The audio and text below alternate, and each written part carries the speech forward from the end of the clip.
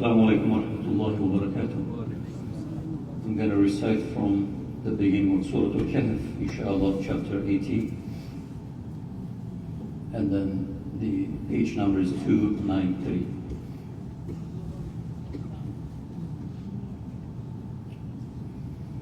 أعوذ بالله من الشيطان الرجيم.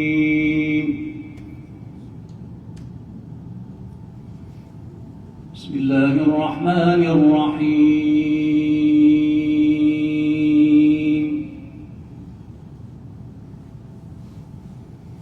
الحمد لله الذي أنزل على عبده الكتاب ولم يجعل له عوجا قيما لينذر بأسا شديدا من لدنه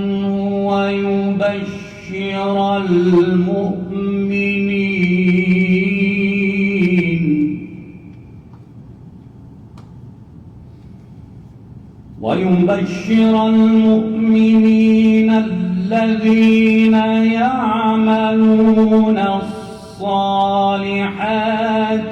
أن لهم أجرا حسنا ماكثين فيه أبدا وينذر الذين قالوا اتخذ الله ولدا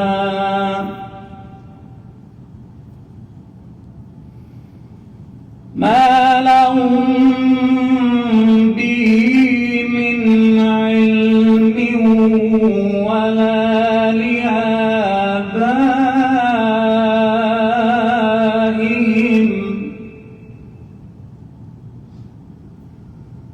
كبرت كلمة تخرج من أفواههم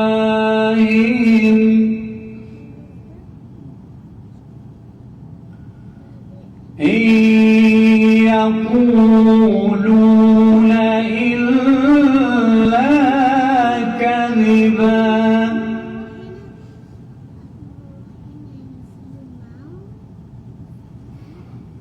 فلعلك باخع نفسك على آثارهم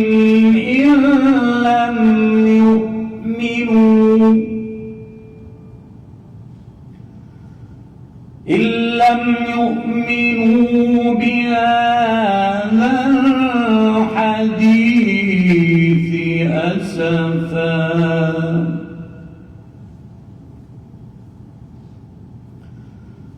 إنا جعلنا ما على الأرض زينة لها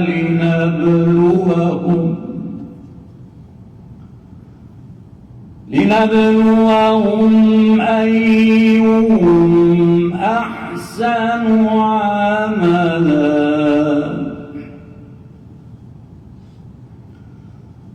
وإنا لجاعلون ما عليها صعيدا جرزا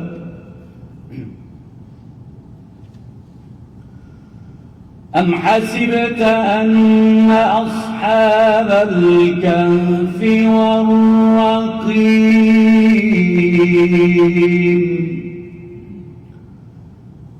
كانوا من آياتنا عجبا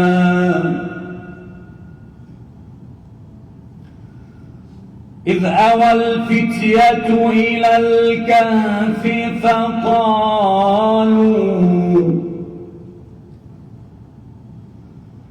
فقالوا ربنا آتنا من لدنك رحمة وهيئ لنا من أمرنا رشدا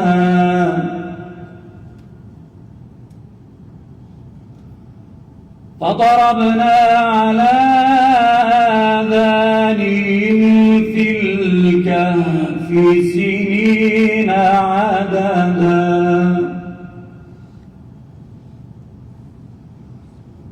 ثم بعثناهم لنعلم أي الحزبين أحصى لما لبثوا أمدا نحن نقص عليك نبأهم بالحق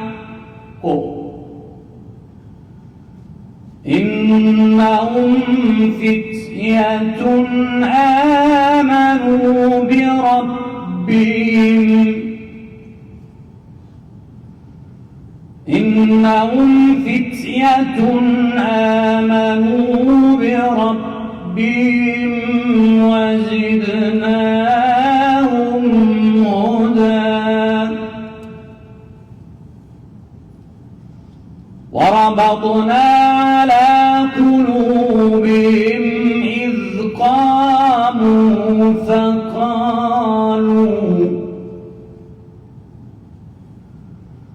فقالوا ربنا رب السماوات والأرض لن ندعو من دونه إلها لقد قلنا إذا شططا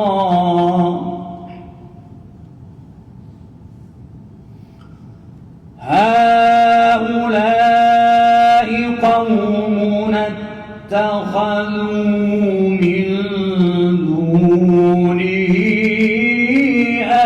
آلهة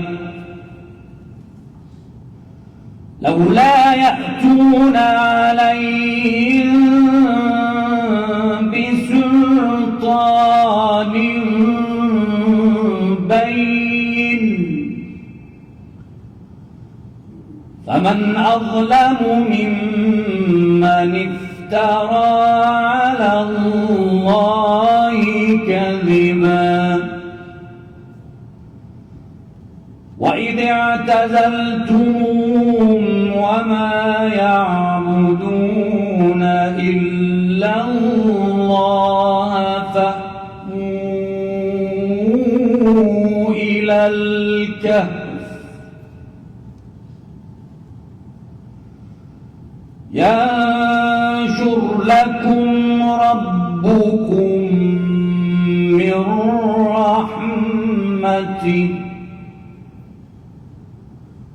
ويهيئ لكم من أمركم مرفقا صدق الله العظيم. الفاتحة.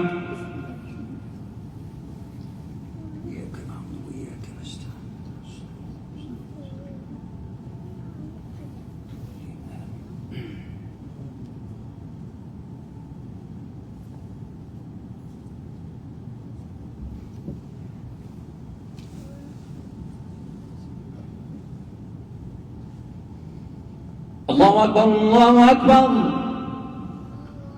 الله أكبر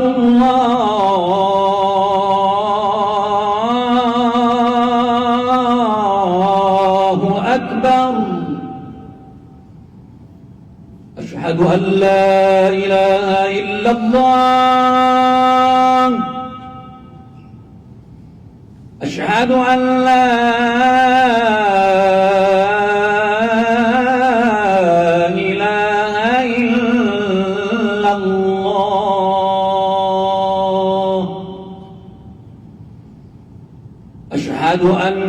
محمدًا رسول الله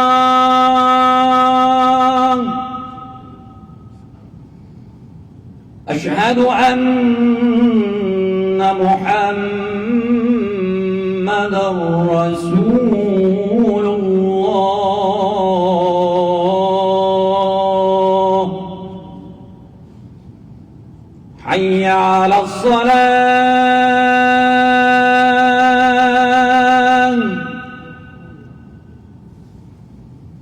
حي على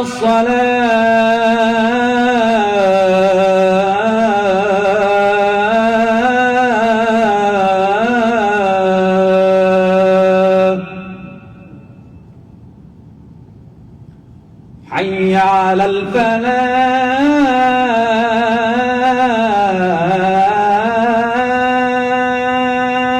الفلاح حي على الفلاح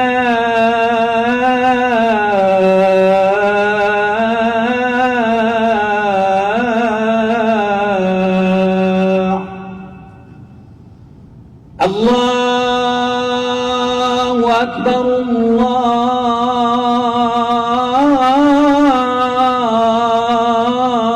الله أكبر لا إله إلا الله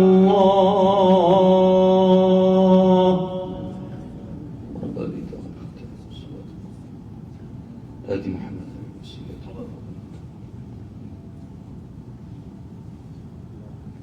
الله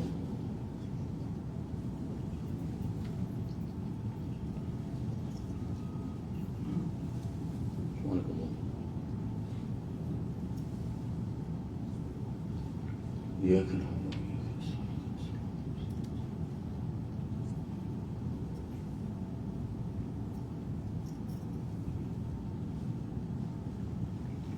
اللهم اكبر الله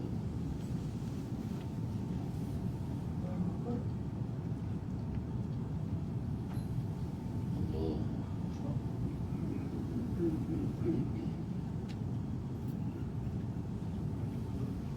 الله بسم الله الرحمن الرحيم صراط الذين أنعمت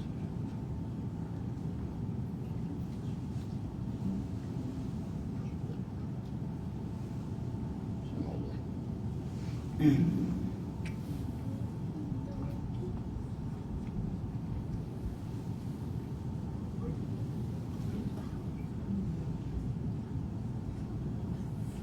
الله السلام عليكم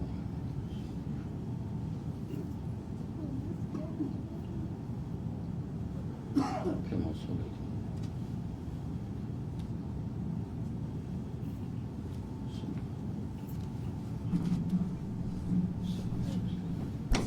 السلام عليكم ورحمة الله.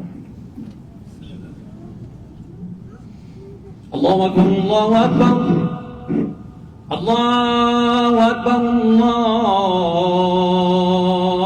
الله أكبر أشهد أن لا إله إلا الله أشهد أن لا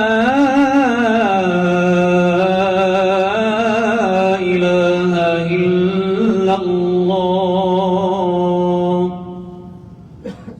أشهد أن محمدًا رسول الله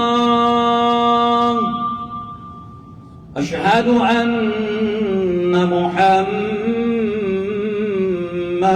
رسول الله حي على الصلاة حي على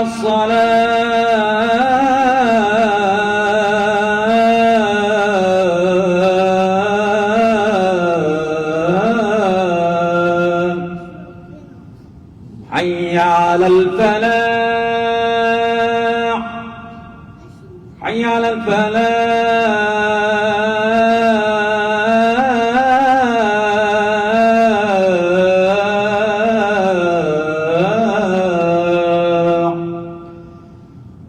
الله أكبر الله أكبر لا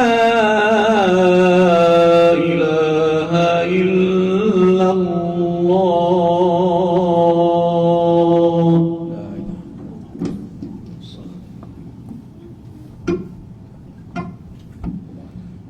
لا إله الحمد لله الحمد لله الحمد لله الحمد لله والصلاة والسلام ورسول الله وأشهد أن لا إله إلا الله وحده لا شريك له وأشهد أن محمدا عبد الله ورسوله.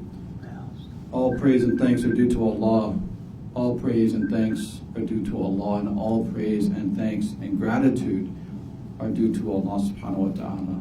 I bear witness that there is no God worthy of worship than the one God, Allah subhanahu wa ta'ala, and I bear witness that Muhammad sallallahu alaihi wasallam is the final messenger of God, completing the long chain of prophets and messengers, which includes Adam, Ibrahim, Jesus, Moses, and all the messengers and prophets we learn about in God's Holy Quran. May God's peace and blessings be upon them all, inshallah.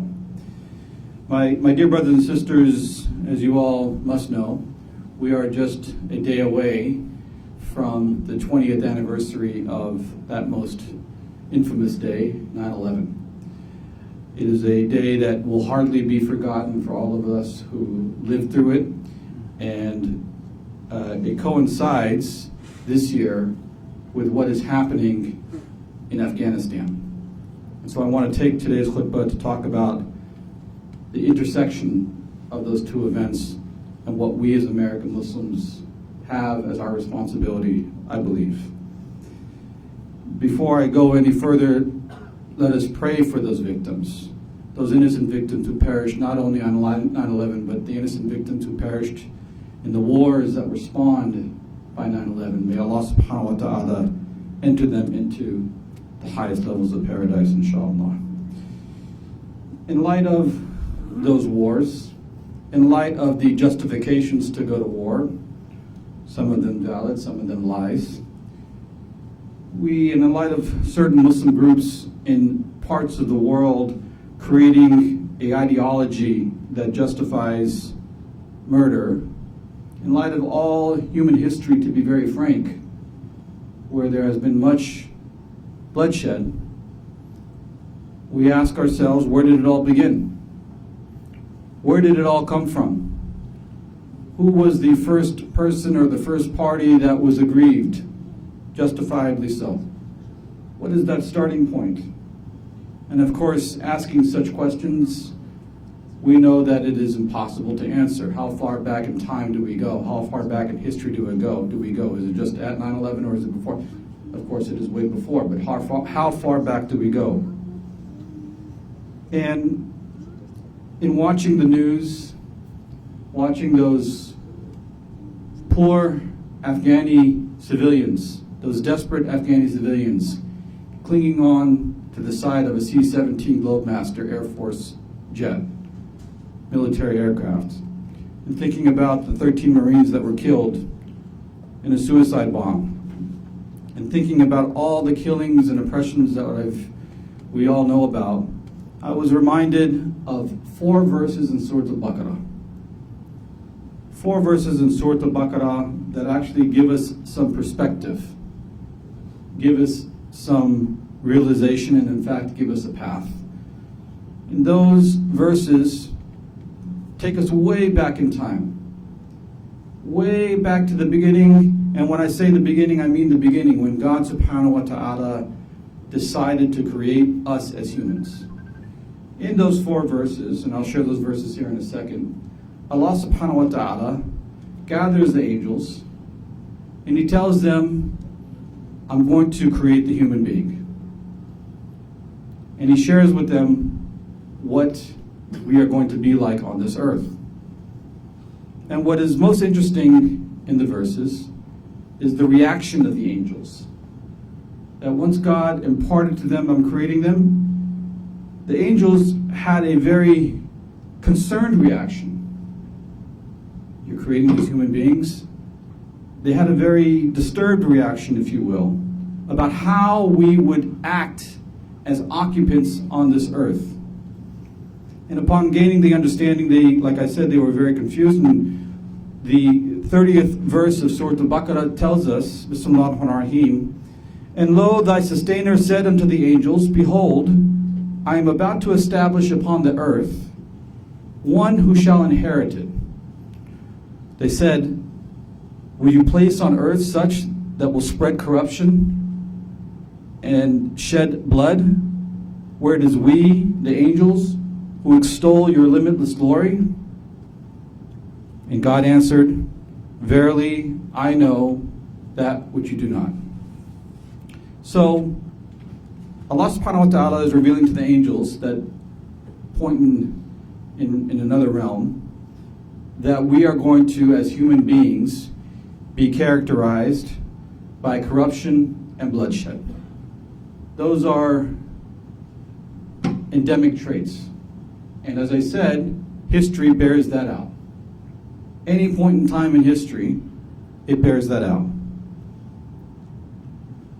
We find the bloodshed of innocent civilians and warriors in other parts of the world. We find political corruption, both in Afghanistan and here in our country. And we find corruption of our faith by people who would justify satanically the killing of innocent civilians. But that Quranic description of bloodshed and of corruption doesn't just apply to some foreign lands. It can apply just down to City Hall here in the city of Los Angeles. Corruption where LA City Council people are being arrested for taking bribes from real estate developers. There you have corruption. A few weeks ago, there was a demonstration between pro-vaccine and anti-vaccine, or pro-mask and anti-mask people, where one stabbed the other. Bloodshed. It is not something that's limited to a certain part of the world. It happens all over. And we ask Allah subhanahu wa ta'ala to protect us from that type of behavior. So, inshallah, the idea of who we are as human beings is further described in the Quran. I shared with you verse 30. It is very interesting to see what Allah says about us in the very next verse about the Quran. So the angels have expressed concern. They said, you're going to create a being that's going to spread corruption and bloodshed on earth. And Allah subhanahu wa ta'ala's response was, verily, I know that which you do not. In the very next verse, Allah subhanahu wa ta'ala tells the angels, or he shares with us, I should say, the story. He says that he imparted unto Adam the names of all things. He brought them within the ken of the angels and said, declare unto me the names of these things, if what you say is true. And the angels responded, limitless art thou in thy glory. No knowledge have we save that which thou have imparted to us. Thou alone art all-knowing. And Adam conveyed unto them the names of all these things. As soon as Adam had finished conveying them, God said to the angels, did I not tell you? Verily I know which you do not. Sadaqallahu al-Azim. So, the corruption and bloodshed, which is part of human nature, we are also characterized by knowledge. That as humans, we have smarts, we have a mind, and that as we accumulate knowledge over the course of time, as we make discoveries in physics, in science, in medicine, in technology, we in fact become more knowledgeable than the angels, as put forward in the Quran. Now, of course, knowledge is one thing. One can have knowledge, but the question is, what do you do with that knowledge? How do you apply that knowledge? Will we use our knowledge of physics to build a nuclear bomb that can kill millions? Will we use our knowledge of technology to connect humanity better, or will we use that technology to troll and harm other people's emotions? We have the knowledge, as is clear today, to build the biggest military and economic engine in the world, but are we using that knowledge in pursuit and that power in the quest of a national interest rather than in pursuit of human rights. Knowledge devoid of morality can be put for use in evil. So my dear brothers and sisters, 20 years on from 9/11, we live in undoubtedly challenging times. We have both a fractured nation here at home. One has only to turn on the news, as I mentioned before, the pro and con demonstrators, the racial divide that exists, the political divide that exists, and we have a fractured ummah. ISIS, Al-Qaeda, these groups that are capturing and doing, really to be frank, evil. And as I said before, Muslims that live in a lack of political freedom, economic freedom, or social freedom, that lack of freedom has led to a dark age in our world, in the Muslim world.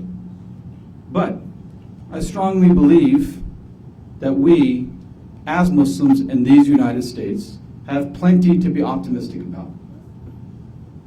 There is a tremendous opportunity in front of us, and indeed a tremendous responsibility that we have. And hence the title of my khutbah today, Out of the Ashes of 9/11, Moving to a Renaissance in our community as Muslims, a renaissance in our community as a nation, and in the second part of the khutbah we will explore some of those things. Qudwa Allah, ask Allah for whatever you want.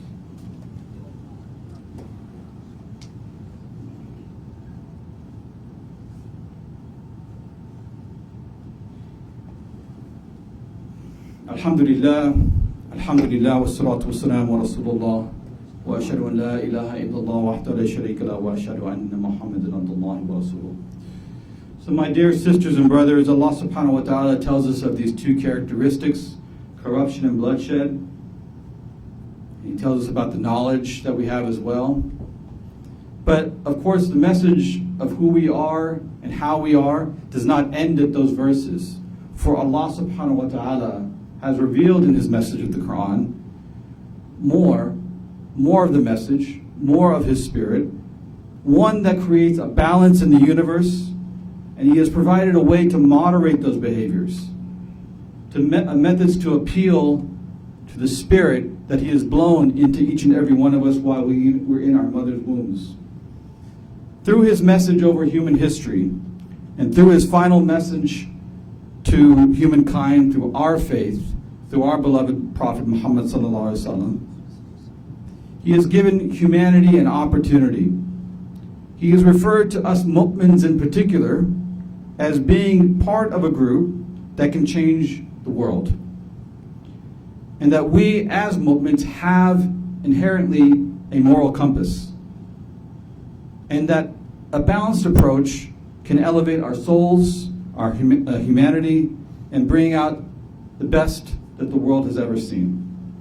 That while we may have those aforementioned raw characteristics, Allah subhanahu wa ta'ala has provided a divine counterweight.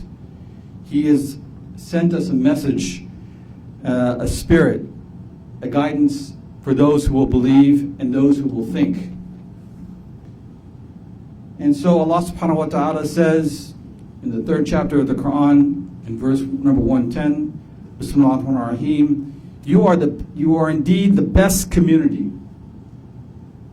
You, me, we are the best community that has ever been brought forth for the good of mankind. You enjoin the doing of what is right and forbid the doing of what is wrong, and you believe in God. Sadaqallahu al-Azim. Now, the task, the challenge, the opportunity for us is to live up to the definition of being the best community. And so, of course, just because you say La ilaha illallah Muhammad Rasulullah doesn't automatically make you part of that. It is up to us to work. It is made clear in our faith that we as a community must be part of the middle road, moderate and balanced. Now, we have the work ahead of us. And I would like to sort of project for a second what could be written about us 100 years from now? When the historians are looking back upon the Islamic Center of Southern California, or any mosque in the United States, or any Muslim community in the United States that are part of these United States, what would be written about us? If one can hope and dream, we would love for history to look back upon 9/11 and see that out of that tragedy, the Muslims in America became better known, and as a result, actually helped save and progress both the United States and the global ummah.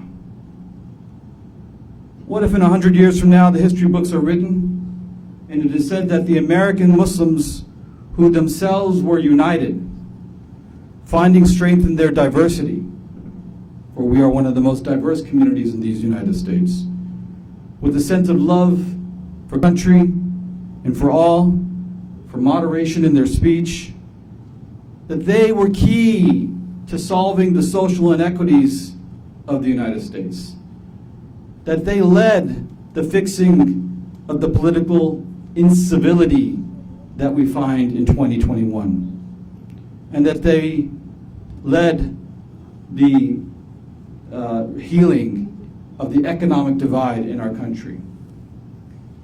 What if in 100 years from now, the history books say that it was the American Muslim who had a sense of justice, a moderate demeanor, and an eye towards what is best for the long term, that brought legitimacy back to our foreign policy, that once again our nation would be respected around the world?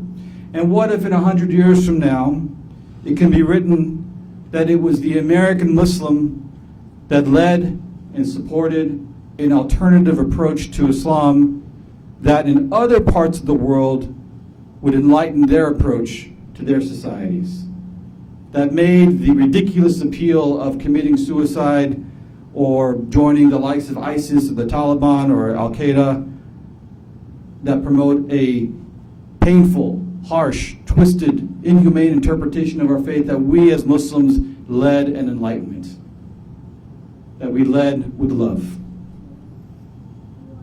What if it is such that in history, or the history books 100 years from now look back upon us and say, it was the Muslims that sparked and led the Renaissance, both in our nation and in our ummah.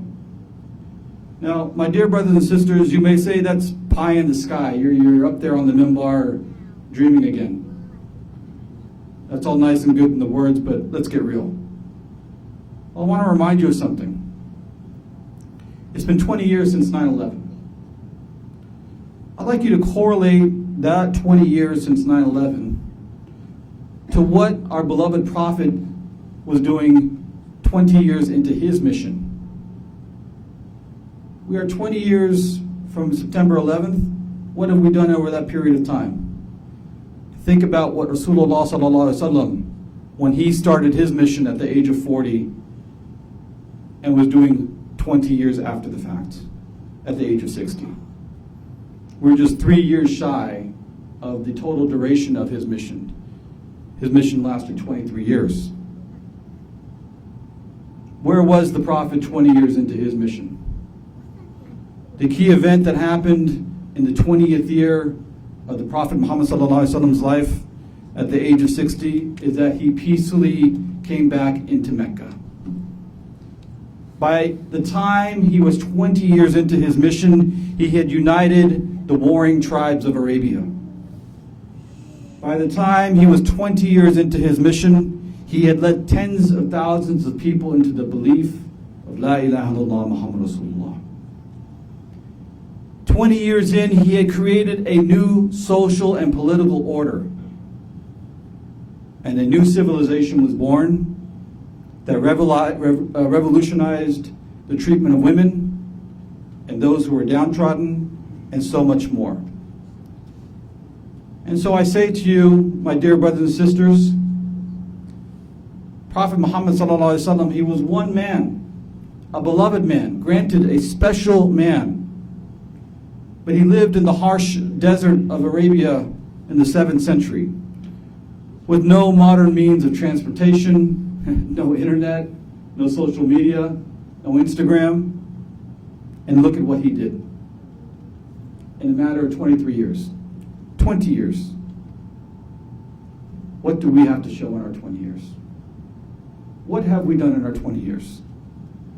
If our beloved prophet, who was beat down by his own people, he had the innards of the goats dumped upon his head while he was praying at the Kaaba. If he can accomplish so much in 20 years, what are we doing? Out of the ashes of 9/11. He is a man that was powered by the same faith that you and I have. Nothing different. Look at what he did in 20 years. We have the exact same faith. And it is up to us to model ourselves after who he was. The discipline, the perseverance, the character. And we can only hope to emulate who he was in some small way. He was a human being that successfully beat back those characteristics of bloodshed and corruption. He brought integrity. And so when Allah subhanahu wa ta'ala talks about bloodshed and corruption, we don't have to be defined by that if we can become truer to our faith. Truer to understanding and emulating that of what our Prophet ﷺ was. So we cannot complain. And I'm not discounting the realities of what we face here in 21st century America. The individual issues that we go through, the mental health issues that we go through, the financial issues that we go through. No question about it. But do you think the Prophet ﷺ and the Sahaba suffered more than us? I don't think so. These were people who, when they were put into the valley next to Mecca, they were boycotted. They had to tie the belt around their stomachs so tight so it would stave off the hunger. My dear brothers and sisters, we, alhamdulillah, are not in that situation. And anything more than that, we should be grateful. And then on top of that, we should feel the onus, the responsibility. 20 years since 9/11. We are a community here in these United States, the most powerful country in the world. The obligation that you and I have is horrendous. Let us recognize it. Let us work for it. Let us earn our Jannatul Firdaus, inshallah. And so, I say to myself, and I say to you, whatever background we come from, whether we are indigenous or immigrants, black, Latino, white, Arab, South Asian, African, European, whatever you want to call yourself, whatever you want to define yourself, we have to open our minds to the reality that we are here in these United States. And we must not recoil into the tribes that we come from back home, or from based on our skin color, that we have an opportunity to come together for a much greater purpose, a much more important purpose than any one tribe or any one individual. Our nation and our ummah are depending upon us. So, my dear fellow Muslim American, let your diversity, our diversity, set a model. Let us set a model in our behavior so our fellow Americans can see how a harmonious group of people should be. As America goes through a racial change, a demographic change, an evolution, let us be that model. Let us set that tone. My dear fellow Muslims, dream big. There is no reason why we should not dream big. If Muhammad sallallahu alaihi wasallam can go from having innards dumped upon him in front of the Kaaba to 20 years later to leading a nation in a matter of 20 years. Why can't we do it? There is no reason in the environment of freedom that we live in. My dear brothers and sisters, 9/11 did not happen out of a vacuum. There is, of course, precedent and things that happened before that led up to it.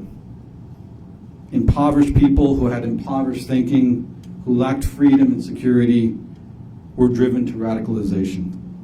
And this occurred over decades. But let us Muslims in America help eradicate that impoverishment, whether that's here on the corner of 4th and Vermont, or whether that is in the streets of the Middle East. Let us realize our responsibility as those who live in freedom. We can't go home tonight after the Jummah prayer and we go back to work and then we turn on the TV and repeat every day. Let us feel a sense of responsibility and to get engaged. And we ask Allah for help in that endeavor. Oh Allah, please grant paradise to the victims of 9/11 and all the victims of the wars that it spawned. Oh Allah, please bless the sons and the daughters and the husbands and the wives and the family members who are left behind in this realm coping with their loss. Oh Allah, please guide our community to be, as you call, the best community for all of humankind. Oh Allah, please give us the wisdom, fortitude, strength, love, compassion, and mercy to be as such. Oh Allah, please guide us to the straight path, the path of those whom you have favored, not the ones who have earned your anger nor have gone astray. Ameen. Iqamat as-salah. الله أكبر الله أكبر أشهد أن لا إله إلا الله أشهد أن محمدا رسول الله حي على الصلاة حي على الفلاح قد قامت الصلاة قد قامت الصلاة الله أكبر الله أكبر لا إله إلا الله الله أكبر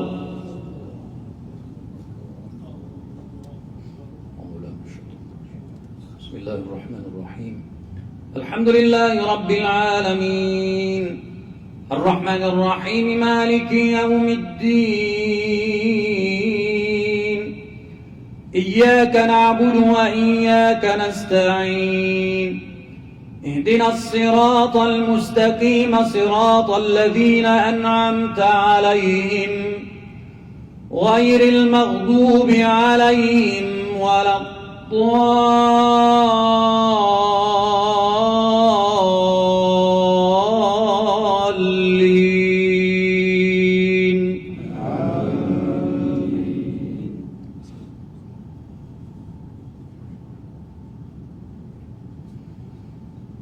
وسارعوا إلى مغفرة من ربكم وجنة عرضها السماوات والأرض أعدت للمتقين الذين ينفقون في السراء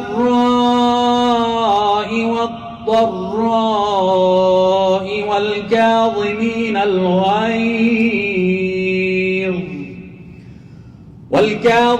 الغيظ والعافين عن الناس والله يحب المحسنين والذين إذا فعلوا فاحشة أو ظلموا أنفسهم ذكروا الله فاستغفروا لذنوبهم ومن يغفر الذنوب إلا الله ولم يصروا على ما فعلوا وهم يعلمون أولئك جزاؤهم من ربهم وجنات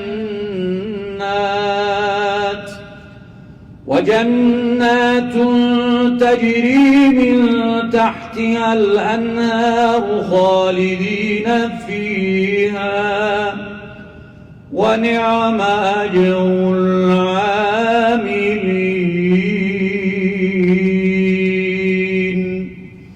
الله أكبر.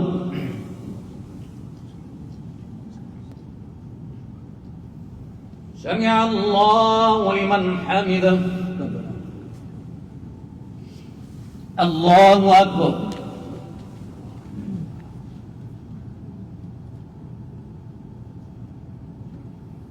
الله أكبر. الله أكبر.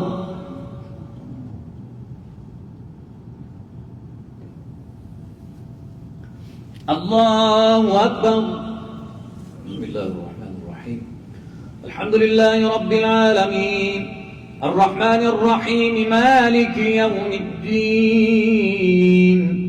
إياك نعبد وإياك نستعين.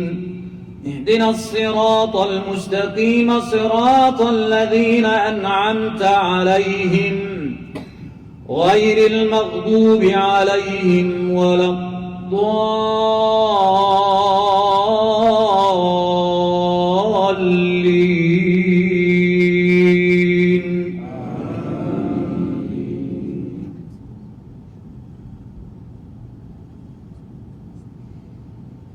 وسيق الذين اتقوا ربهم إلى الجنة زمرا حتى إذا جاءوها وفتحت أبوابها وقال لهم خزنتها سلام عليكم طبتم فادخلوها خالدين.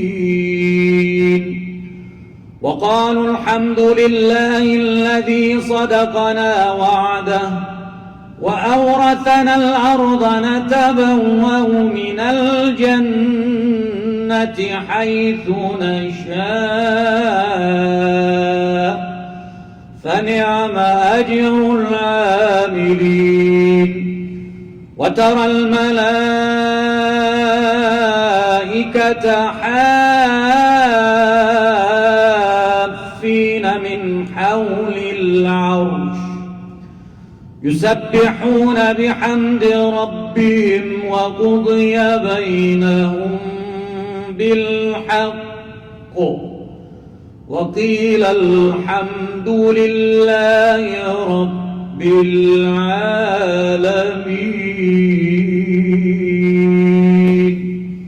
الله أكبر. سمع الله لمن حمده. الله أكبر.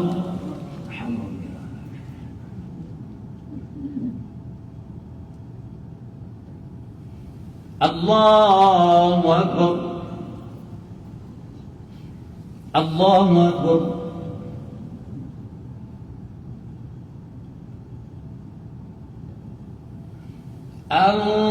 الله أكبر. السلام عليكم ورحمة الله. أشهد أن لا إله إلا الله.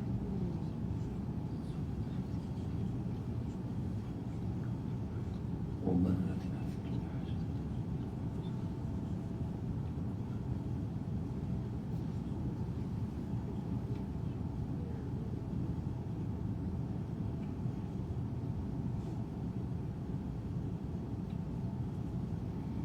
السلام عليكم ورحمة الله. السلام عليكم ورحمة الله. استغفر الله.